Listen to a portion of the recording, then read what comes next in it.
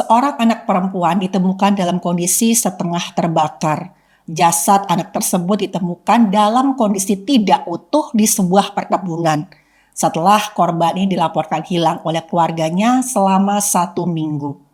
Pelaku ini mengira dengan membuat tubuh korban gak utuh lagi, maka bukti tindakannya tidak akan ketahuan dan dia bisa lolos. Apa yang membuat pelaku sampai tega melakukan hal tersebut? Langsung saja kita simak video lengkapnya.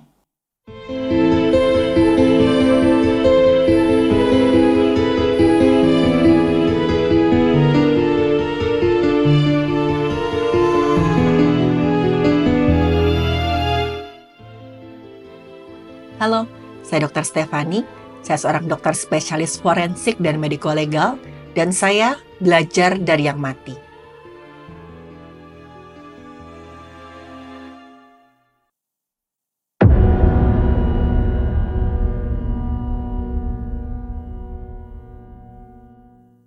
Kasus ini terjadi di negara tetangga pada sekitar tahun 2012. Ada seorang gadis kecil berusia 5 tahun, sebut saja nama gadis ini Dira.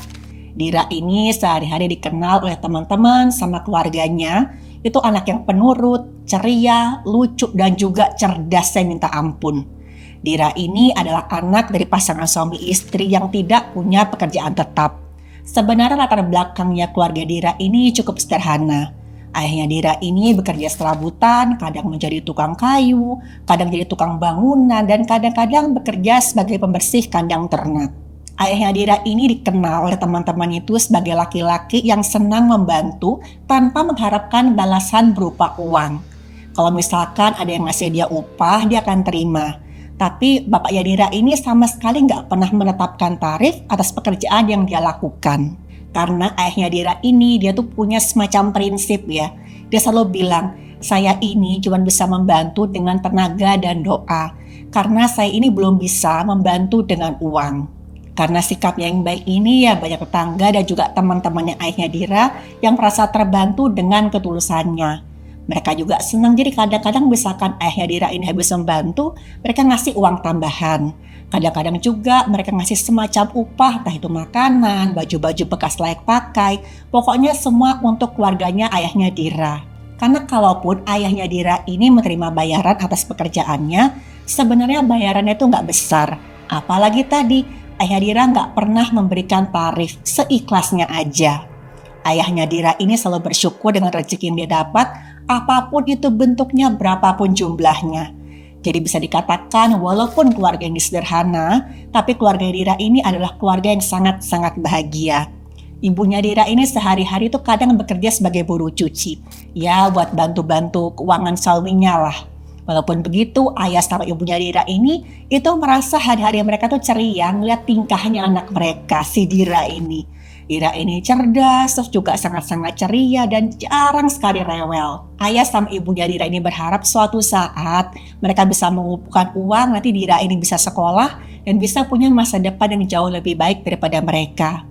Tapi sayangnya kebahagiaan mereka dan juga cita-cita mereka untuk Dira kecil ini terpaksa pupus dengan tragis. Karena ada satu kejadian tragis yang menimpa Dira yang merupakan anak semata wayangnya mereka. Jadi suatu hari Dira ini bermain di rumah tetangganya, itu sampai agak lupa waktu karena Dira ini tuh main ke rumah tetangganya yang di situ ada TV. Karena saat itu rumahnya Dira nggak ada TV. Dira ini saking asik menonton, begitu dia pulang itu hari udah malam dan Dira ini saking kecapeannya dia langsung tidur. Sebenarnya sih ibunya Dira ini selalu mengingatkan sebelum tidur Dira makan dulu. Tapi waktu itu ngeliat si anaknya tidur nyenyak, udah pules banget sepulangnya bermain, ibunya Dira jadi nggak tega. Ya udahlah dibiarin tidur aja, makannya besok aja, sekalian sarapan. Keesokan paginya Dira bangun dengan keadaan perutnya lapar. Dia bilang ke ibunya, Bu, Dira lapar nih, buatin makanan dong. Nah, akhirnya si ibunya ini ngasih uang ke Dira, ini ibu kasih uang ya, kamu ke warung, kamu beli mie sama telur, nanti kita makan sama-sama, kamu ibu suapin. Dira ini ya sudah biasalah kemana-mana sendiri. Dia ambil uang dari ibunya ini, terus dia pergi ke warung dekat tempat tinggalnya. Di rumah ibunya ini siap-siap nih sambil beres-beres rumah, dia nungguin anaknya pulang. Tapi setelah beberapa jam ini kok si Dira nggak pulang-pulang. Ibunya ini mulai khawatir nih ada apa. Padahal Letak warungnya tadi itu nggak begitu jauh dari tempat tinggalnya si Dira sama keluarganya tadi. Kira-kira paling jauh cuma sekitar 3 menit jalan kaki lah. Akhirnya ibunya Dira ini menyusul Dira ke warung. Dia berusaha berpikir positif, mungkin tadi di jalan Dira ini ketemu temennya. Akhirnya ibunya Dira ini pun memutuskan untuk menyusul Dira ke warung. Dia berusaha menenangkan dirinya, dia bilang mungkin aja tadi Dira ini ketemu temennya, terus dia lupa disuruh belanja. Dira keasikan main sama temennya tadi. Nah, nama juga anak-anak ya, mungkin ibunya Dira berusaha untuk menenangkan dirinya. Tapi begitu sampai ke warung, dia tanyalah ke penjualnya, tadi anak saya kesini nggak? Beli telur sama beli mie. Nah, penjual warungnya bilang nih, oh iya tadi Dira sempat kesini. Dia sempat beli mie sama telur, terus dia pulang. Itu udah sekitar beberapa jam yang lalu. Dan mendengar ini, ibunya Dira langsung lemes. Dia langsung yakin ada yang nggak beres, ada sesuatu hal buruk yang terjadi sama anaknya. Ibunya Dira sempat tanya ke tetangga kanan kiri, kalian lihat Dira nggak? Lihat Dira nggak? Tapi nggak ada satupun yang bilang mereka melihat Dira. Akhirnya dengan panik, ibunya Dira langsung menghubungi ayahnya. Sambil nangis dia bilang, kamu cepat pulang ke sini, Dira hilang. Setelah itu bapaknya Dira bersama ibunya Dira langsung melapor ke pihak yang berwenang. Pihak yang berwenang kemudian segera melakukan pencarian dibantu dengan teman-teman ayahnya Dira. Tapi sayangnya sampai beberapa hari dilakukan pencarian, Dira nggak juga ditemukan. Dan saat itu bapak sama ibunya Dira dengan hati yang hancur, mereka cuma bisa berharap ada keajaiban. Semoga Dira pulang dengan selamat. Pihak yang berwenang kemudian menyebarluaskan berita hilangnya Dira. Mereka berharap nanti masyarakat bisa ikut membantu mencari Dira.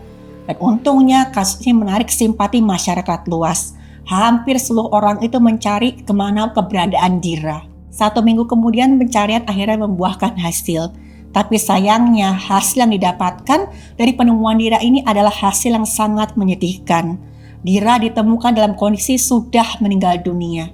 Jasadnya Dira ini ditemukan di sebuah perkebunan. Tepatnya itu dalam perkebunan ada sebuah bangunan kosong yang lama terbengkalai. Bangunan itu sudah separuh rusak. Dan saat itu pihak yang berwajib pun membawa jasad Dira ini untuk dilakukan otopsi di rumah sakit. Sementara itu ayahnya Dira dan ibunya tadi diminta memberikan sampel untuk pemeriksaan DNA untuk memastikan kalau jasad anak perempuan ini memang benar Dira. Di rumah sakit dilakukan pemeriksaan oleh kedokteran gigi forensik. Dapatkan kok dilihat dari ukuran rahang sama susunan giginya, diperkirakan korban ini berusia antara 4 tahun 8 bulan. Dokter kemudian meminta foto Dira yang sedang tersenyum dan kelihatan giginya. Kemudian susunan gigi dari jasad yang ditemukan tadi dibandingkan dengan foto Dira dengan teknik superimposisi. Nah, teknik ini tuh adalah metode untuk membandingkan gambar gigi jasad yang tidak ada identitasnya tadi dengan gambar gigi dari fotonya si Dira. Nah, pihak kedokteran gigi forensik kemudian mengambil gambar ronsen dari gigi jasad tersebut. Setelah itu fotonya si Dira yang lagi senyum tadi sama ronsen dari jasad tadi dibandingkan dengan cara ditempatkan di atas satu sama lain menggunakan komputer. Dilakukanlah perbandingan kesesuaian antara bentuk, ukuran sama posisi giginya. Dan pada kasus ini didapatkan gigi depan foto Dira dan hasil ronsen jasad tadi memang ada kesesuaian yang kuat. Identifikasinya positif. Dan setelah dilakukan tes DNA, diketahui kalau memang jasad tersebut adalah jasadnya si Dira. Waktu dilakukan pemeriksaan oleh dokter forensik didapatkan jasadnya ini sudah terbakar hangus. Adanya kekerasan pada jaringan lunak itu sudah nggak bisa dinilai. Apalagi tadi sudah menghilang selama 1 minggu. Jaringan lunaknya dan sebagian besar itu rusak. Dokter spesialis forensik kemudian melakukan pemeriksaan pada alat kelaminnya korban ini. Ditemukan adanya ada alat kelamin bagian dalam dan juga lubang pembuangannya korban. Ini jelas sekali, korban sudah mengalami tindak kekerasan seksual sebelum korban ini dibakar. Pada saat itu memang pakaian korban ini terbakar, tapi ada bagian dari pakaiannya korban ini yang tidak terlalu terbakar, dan saat diperiksa itu juga ditemukan ada cairan mani di situ. Ada bercak yang ketika diperiksa positif, ini adalah cairan mani. Dan di antara sisa-sisa pembakaran, itu ternyata juga ada kain sarung yang sudah separuh terbakar. Dokter forensik kemudian melakukan pemeriksaan dan juga ditemukan ada bercak yang sudah mengerak. Itu kayak cairan yang sudah mengering. Kalau teman-teman bayangkan itu kayak kain yang dikasih cairan sagu. Ya kurang lebih seperti itulah bercaknya tadi. Dan setelah diperiksa di kain sarung tersebut ternyata memang bercak tersebut adalah cairan tubuh berupa air mani. Dan dari hasil pemeriksaan diketahui kalau korban ini telah mengalami tindakan kekerasan fisik dan juga kekerasan seksual sebelum korban dibakar. Sang pelaku itu mengira dengan membakar jasadnya korban berikut barang bukti, dia sudah melakukan tindak kejahatan yang sempurna. Setelah proses otopsi dilakukan, maka semakin jelaslah terungkap kalau memang jasad anak kecil yang ditemukan di perkebunan tersebut adalah Dira, gadis kecil yang dilaporkan hilang seminggu yang lalu. Dan waktu hasil olah TKP itu ditemukan kalau jasadnya Dira ini ditemukan dalam bangunan yang berada di daerah perkebunan. Dalam bangunan tersebut itu ada semacam galian dangkal yang dipenuhi dengan bekas pembakaran. Dan saat itu kata saksi mata di antara bekas pembakaran itu dia melihat ada kerangka berukuran kecil seukuran anak-anak. Dan kok dari bagian kepalanya ini adalah kerangka manusia. Dan saat itu ditemukan juga masih ada sedikit rambut dan kulit yang dalam keadaan terbakar. Dan tubuh bagian bawahnya si korban ini, jasad ini itu sudah hangus terbakar, terutama di bagian bawahnya. Dan saat itu pihak yang berwajib menetapkan ini bukan kecelakaan. Ini jelas sekali ada indikasi tindak pidana penghilangan nyawa dan kekerasan seksual. Pihak yang berwajib kemudian langsung bergerak cepat dan melakukan penyidikan untuk menemukan siapa pelakunya. Dan pihak yang berwajib meyakini bahwa pelaku ini adalah seorang pria berusia 35 tahun, sebut saja namanya Idin. Karena waktu pihak yang berwajib ini menanyai saksi di sekitar TKP, ada seorang saksi yang melihat dan mengenali si Idin ini di hari Dira menghilang. Saksi ini bilang, saya sempat lihat nih, Idin ini keluar dari perkebunan tempat jasadnya si anak ini ditemukan dengan mengendarai sepeda motor. Dan tentu aja waktu pertama kali Idin ditangkap, Idin ini mengelak. Dia bilang, saya nggak pernah ke situ, saya bahkan nggak tahu di situ ada perkebunan. Pada saat hari kejadian itu saya berada di rumah temannya. Begitulah alibi yang disediakan oleh si Idin ini. Tapi alibi itu kemudian dipatahkan oleh temannya si Idin. Temannya si Idin bilang, oh ya memang Idin ini datang ke rumah saya. Tapi dia tuh terakhir kali saya lihat tuh malam sebelumnya. Dia tuh keluar dari rumah saya tuh malam-malam dan besok paginya saya nggak tahu Idin ada di mana. Dan waktu itu dilakukan pemeriksaan di rumahnya si Idin ini, pihak yang berwenang juga menemukan adanya noda tanah di sepeda motor miliknya Idin. Mereka mengambil sampel tanah di situ dan dicocokkan dengan tanah di perkebunan. Dan sudah bisa ditebak ya teman-teman, terdapat kecocokan antara kedua sampel tanah. Padahal tadi Idin bilang dia sama sekali nggak pernah berada di perkebunan itu. Jelas sekali memang ada sesuatu yang disembunyikan oleh si Idin. Hasil pemeriksaan ditambah keterangan para saksi akhirnya membuat Idin tidak bisa berkutik lagi. Apalagi waktu ini diberitahu ada cara ditemukan di dalam tubuhnya korban. Diancam misalkan kami lakukan tes DNA, kamu sudah tidak bisa mengelak lagi. Dan akhirnya Idin pun mengakui semua perbuatan kejamnya. Si Idin mengaku dia tuh sudah lama mengincar Dira. Dan di hari naas itu sebenarnya si Idin secara nggak sengaja dia tuh ketemu Dira yang baru saja pulang ketika belajar dari warung. Waktu itu si Idin ini membujuk Dira untuk ikut sama dia dengan iming-iming mau dikasih permen. Dan setelah itu, Idin membawa Dira ke perkebunan kelapa sawit, tepatnya di sebuah bangunan yang sudah lama terbengkalai. Dan disitulah Idin melakukan tindakan tidak senonoh pada Dira. Gak tau lah apa yang ada dalam pikirannya Idin, sampai dia tuh punya hawa nafsu pada Dira yang usia itu masih 5 tahun loh. Ini kan masih anak-anak. Tapi setelah itu, Idin mencengkeram leher Dira kuat-kuat sampai Dira kehabisan napas. Dan untuk menghilangkan bukti, Idin kemudian membakar jasad Dira beserta kain sarung milik Idin yang dia bawa tadi. Dan tanpa perasaan sama sekali ya teman-teman, Idin ini menunggui sampai jasadnya Dira benar-benar terbakar hangus sebelum dia pergi dari sana. Waktu dimintai keterangan oleh pihak yang berwenang, keterangannya Idin ini berbelit-belit. Dia sempat mengaku kalau dia tuh menghabisi Dira karena merasa kesal sama ayahnya Dira. Dia bilang ayahnya Dira ini sering melakukan Idin dengan semena-mena. Dan gara-gara itu Idin melampiaskan dendamnya, marahnya tadi sama ayahnya Dira dengan menghabisi nyawanya si Dira. Padahal ya udah pasti ya teman-teman, itu adalah hal yang dikarang oleh Idin. Dan beberapa saksi berkata kalau Idin sama sekali gak pernah bekerja apalagi berhubungan dengan ayahnya Dira. Ketemu aja tuh gak pernah, kok gimana caranya ayahnya Dira ini sampai menyakiti hati Idin segitu rupanya. Dan saat itu ayahnya Dira yang berada di puncak kemarahannya gak tahan, dia pengen sekali menyakiti Idin kok bisa sampai diampun-ampun merintih-rintih kesakitan. Karena dia bayangkan ayah Dira tadi, anak saya tuh kesakitan dan ketakutan di ujung hidupnya. Dan mata harus dibayar dengan mata.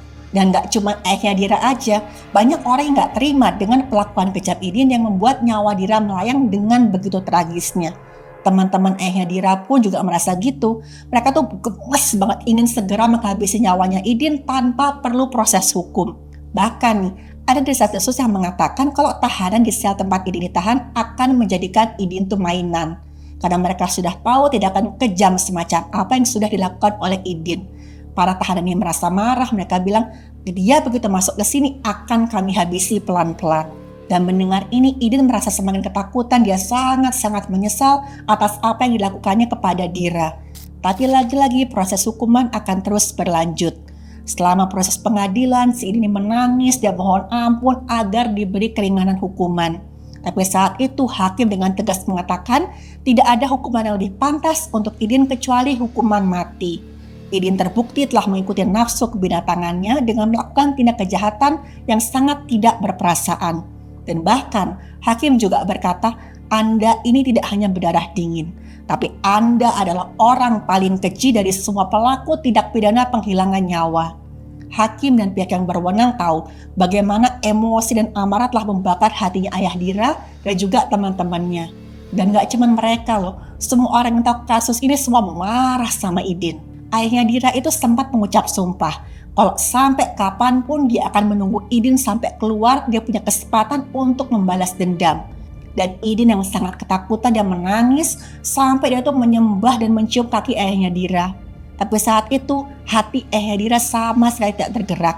Dia bilang mata harus dibayar dengan mata. Dan saking marahnya teman-teman ayahnya si Dira tadi, mereka bilang, mereka tuh saking setia kawannya, mereka ngomong kalau ayah Dira ini masuk penjara karena memberikan balasan yang setimpal sama Idin, maka mereka dengan senang hati akan menemani ayahnya Dira. Dan pihak yang berwenang tak berusaha untuk menenangkan ayahnya Dira, karena bagaimanapun proses hukum dan keadilan itu yang akan menentukan nasibnya Idin. Dan pengadilan pun memutuskan kalau Idin memang terbukti bersalah. Idin pun dihukum dengan hukuman mati. Dari kasus tersebut, saya jujur aja cukup merasa prihatin dan sedih melihat Dira yang masih kecil sudah dihabisi nyawanya sebegitu rupa. Saya juga merasa kata-kata hakim ini ada benarnya, khususnya tentang tetangga sekitar rumah Dira yang terkesan gak peduli.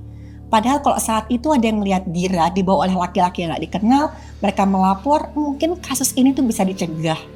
Tapi saya berharap kasus semacam ini tidak lagi terulang. Saya harap teman-teman semua selalu waspada karena bahaya bisa mengintai dari mana saja. Terima kasih sudah menonton video saya. Silakan like, share, dan subscribe.